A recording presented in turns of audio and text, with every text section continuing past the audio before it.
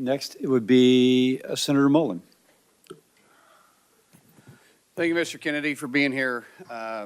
We have fortunately been able to form quite a friendship over the last year, and I appreciate it. Appreciate the in-depth conversations we've had. And I just want to point out, I don't understand why my colleagues all of a sudden say we can't question science. I mean, it absolutely blows my mind that all of a sudden it's such shame that Bobby's sitting up here and he's questioning science, because I guarantee you, if he was sitting here and he was going to be the secretary of HHS underneath the former President Biden, which I enjoy saying former president, I would bet you that you guys would have his back 100% and enjoy the fact that he's questioning science.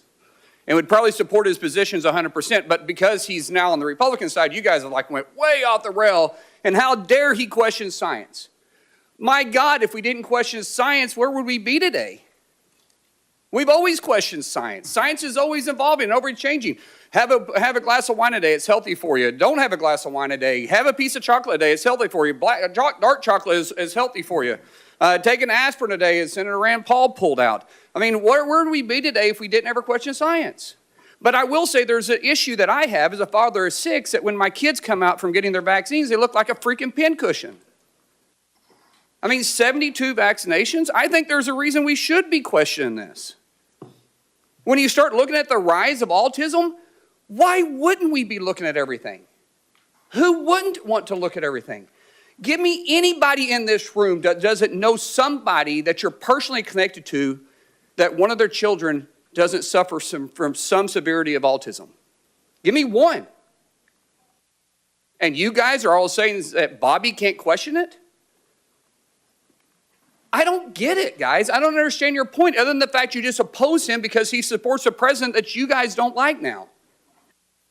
I applaud him for going into the situation and saying, let's question something. The definition of insanity is doing the same thing, expecting different results.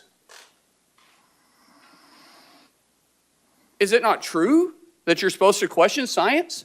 Is anybody going to question the fact that that's not true? Bobby, share the numbers again with me about autism. Where they at when you as a child to where they're at today as my kids are children? There weren't a lot of studies when I was a kid, but the best studies, and really the only studies out there are 2 studies. One shows a rate of about 1 in 10,000, another about 1 in 1,500. And there are other estimates in between. Today, it is 1 in every 36 kids, according to CDC. So I want to say one other thing.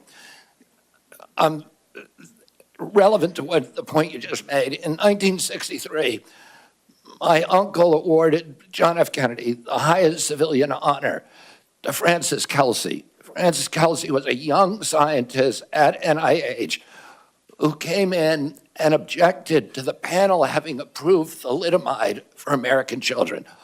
All the scientists of that day, they were doing it in Europe, all the scientists of that day and the scientific panels that work for the agency approved, green-lighted thalidomide. She stood up and screamed and fought and risked her job and risked her reputation, and she blocked it in our country. 3 years later, everybody recognized that she was a hero and a savior of our children, because we were not getting the kind of terrible, diabolical deformities as they were experiencing in Europe. My uncle gave her the highest civilian honor because she questioned science and was courageous enough to stand up and say, I don't care what happens to me, this cannot happen. And irony is that she was a Democrat at that time and she questioned science. But now all of a sudden, because you're working for Republicans, you're not allowed to question science. Let's go back to this and say let's just use the number of 1 in 10,000 at your age. Now, we're a little bit different in age. I'm not going to say how old you are, but you look great for your age. I will say that 1 in 36, that's not a pandemic, then what is? 1 in 36, and it used to be 1 in 10,000 have autism now? Can any of you guys with a straight face say that we shouldn't look at every aspect to what we're putting in our kids, be it from the food to the vaccines? 1 in 36, that scares the living daylights out of me. With 6 kids, I could have 36 grandkids. I'm just doing the math. I'm the youngest of 7. My family seems to be pretty active in that area. So I'm not necessarily trying to be funny, but I'm being very serious, guys. We should support the fact that Bobby's questioning it. He's not saying he's against it. He's saying he's going to question it and let the studies follow where they will. And God bless you for doing that. Thank you.